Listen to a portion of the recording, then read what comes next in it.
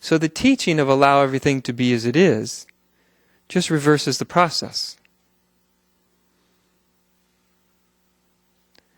Because you can't win the war with your mind. You can't outsmart your mind, because it's your mind outsmarting itself. That's not going to work. That's a contradiction. And when you see that you can't outsmart yourself, thinking can't outthink thinking, that it won't work that way. There's a tilt. You know, tilt, like a pinball goes on tilt and all of a sudden it doesn't work. When you see this clearly enough, there's sort of a tilt in your mind, and it just...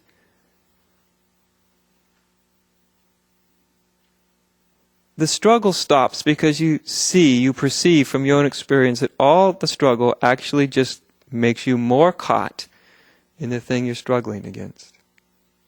So, even though it's completely counterintuitive, even though it goes against every instinct that we have, it's possible to come to see that the only way to get out of the dream state, the trap of egoic consciousness, is to allow it to be as it is, completely. Because as soon as you allow it to be as it is, as soon as it is allowed completely to be, and I mean at any moment, so it might as well be this moment, just to experiment, as soon as you allow this moment or any other moment to completely be, in other words, you don't try to solve the dilemma of being caught in it.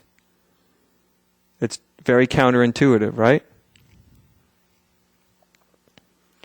As soon as you don't try to solve it and you completely allow it to be, then there's nothing for the mind to grasp onto. Right? There's nothing for the mind lives on resistance. Right? That's what it lives on.